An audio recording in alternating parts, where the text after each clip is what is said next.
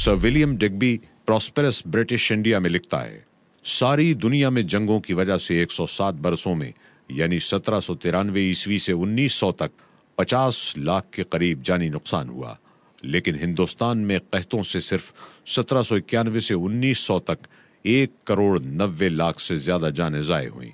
इन कहतों में अमवात का सबब अंग्रेज मौर्रिख आसमानी असबाब यानी बारिश न होना करार देते हैं। ये उज़्र लंग है। 1800 ईस्वी से 1900 तक बारिश की किल्लत कभी नहीं हुई। सर विलियम डिग्बी ने कहत के आदाद व शुमार और अंग्रेज माहिरीन की शहादतें पेश करते हुए लिखा है कि इन अय्याम में बारिश की कभी भी ऐसी कमी नहीं हुई जिससे कहत पड़ता और ऐसी हौलनाक बर्बादियां होती।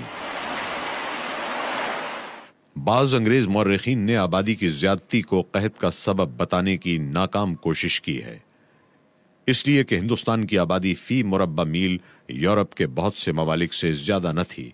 मसलन 1921 में इंग्लिस्तान वेल्स की आबादी फी मुरब्बा मील 405, हॉलैंड की 454 और बेल्जियम की 589, जबकि हिंदुस्तान की आबादी 211 नफूस फी मुरब्बा मील थी। हिंदुस्तान की आबादी में इजाफा 7% था, मगर इजाफा काश्त भी 8% से जायद था।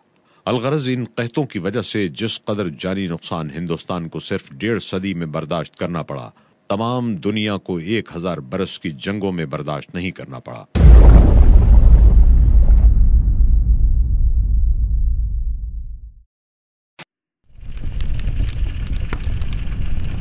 अंग्रेज के हाथों सनती और तिजारती बर्बादी।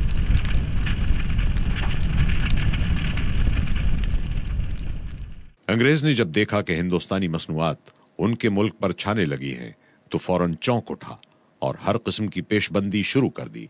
17 मार्च 1769 को ईस्ट इंडिया कंपनी के डायरेक्टरों ने अपने आला ओहदेदारों को बंगाल में एक खत भेजा।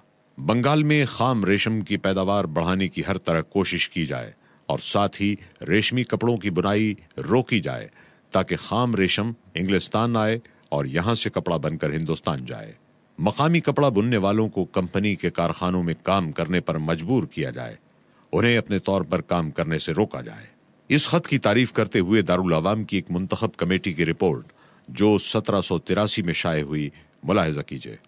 इस खत में हिंदुस्तानी पैदावार, खाम माल की तरक्की और मसनूआत की तैयारी को रोकने के लिए जो पॉलिसी साफ साफ बयान की गई है, उससे मकामी सनत को जरूर सदमा पहुंचेगा, और अगर इस पर सही अमल हुआ तो हिंदुस्तान जैसे सनत व हिरफत वाले मुल्क में ऐसा इनकलाब रूनमा होगा कि वो सनत व हिरफत भूल कर सिर्फ निरी खाम पैदावार वाला मुल्क बन जाएगा, और ये खाम पैदावार इंग्लिस्तान की मसनूआत में काम आएगी।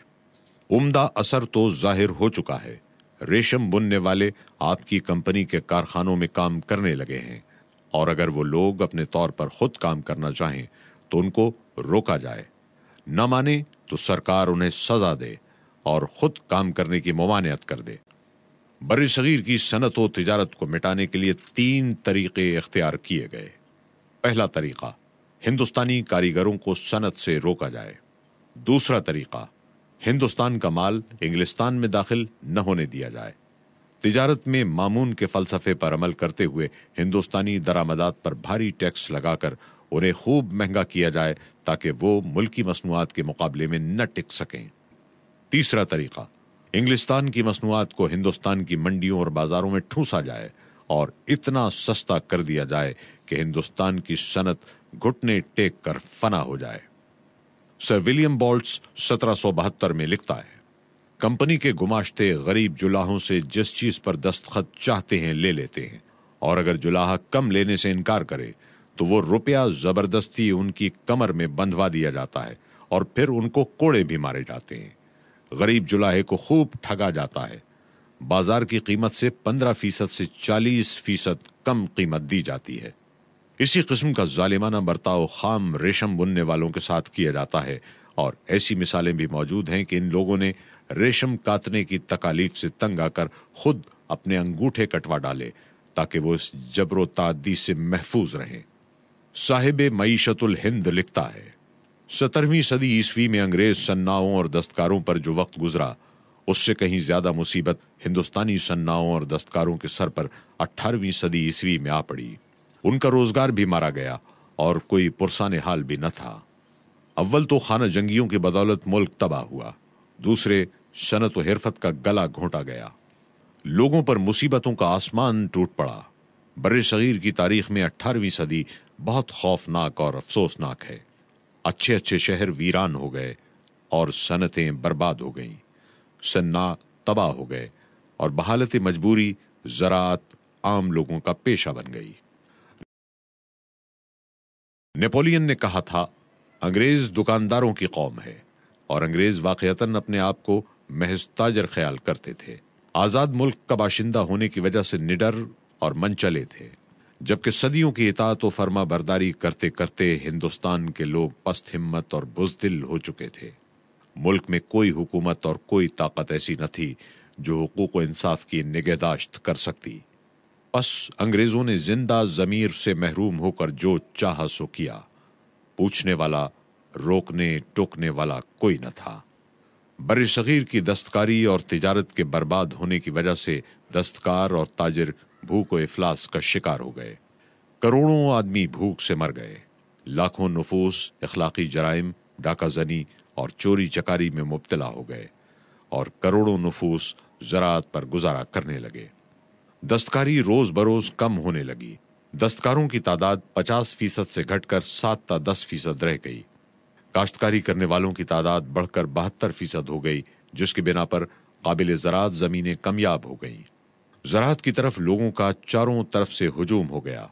मवेशियों के लिए चारा नापैद हो गया, जंगल काट डाले गए, ईंधन की सख्त किल्लत और गिरानी हो गई, जमीन कमजोर हो गई, गल्ले की गिरानी बढ़ती गई, बड़े बड़े शहर उजड़ गए, देहाती आबादी बढ़ गई, जहालत आम हो गई। अंग्रेजों ने बर्रे सगीर की दौलत और तमाम ज़राए दौलत, दस्तकारी, तिजारत व ज़राअत सब पर ऐसा छापा मारा कि जिसकी नज़ीर न साबिका ज़मानों में कहीं मिलती है और न मौजूदा ज़माने में किसी दूसरी कौम या मुल्क में दिखाई देती है। ताज्जुब है हिंदुस्तान में जिंदगी को कैसे तरसते तरसते गुजरी। अंग्रेज के हाथों अखलाकी बर्बादी। इंग्लिस्तान से छटे हुए बदमाश, बदकार, गुंडे, लोफर और जराइम पेशा अफराद बर्रे सगीर भेजे जाते। ऐसे लोगों के इक़्तिदार और कसरत से जो बदतरीन नताइज तसव्वुर किए जा सकते हैं वो सभी मुमकिन साबित हुए। इन बदआमाल, बदअखलाक और नजिस किरदार अंग्रेजों ने अपने गिर्द ऐसे ही जराइम पेशा बदअतवार लोगों को जमा कर लिया और उनके जरिए लूट मार, गरतगरी और इंसानियत सोज जराइम का बाजार गर्म किया। मिस्टर सी हिल कहता है, कंपनी मुलाजमीन मुल्क के हालात से नावाकिफ थे और अक्सर छोटे मुलाजिमों से जो बनिए कहलाते थे काम लिया करते थे। मिस्टर बर्क इन बनियों के बारे में लिखता है, बनिया या दीवान अंग्रेज के घर का मुंतजिम होता है। वो उन तमाम चालबाजियों और अय्यारियों से वाकिफ होता है जो जालिम की सजा से बचने के लिए एक गुलाम इस्तेमाल करता है। बनिया लूटता है, इस्तेसाल बिल जबर करता है, गारतगरी करता है और फिर उसमें से जिस कदर मुनासिब समझता है अपने साहब को भी दे देता है। इन बनियों ने बड़े बड़े घर उलट दिए हैं, मुल्क को बर्बाद कर दिया है और सरकारी मालगुजारी को सख्त नुकसान पहुंचाया है। खुद हुक्काम वक्त इन बनियों के जरिए जाती नफा हासिल करते, इन बनियों को बड़े बड़े ठेके देते और पर्दे में अंग्रेज असल ठेकेदार होता। इन्हीं की बदौलत पुराने शरीफ और खानदानी हिंदू और मुसलमान अपनी अपनी जमीनों से बेदखल कर दिए गए। 1 लाख से ज्यादा का ठेका कानूनन नहीं दिया जा सकता था, मगर बड़े साहब लोगों के बनिए कानून से आजाद होते।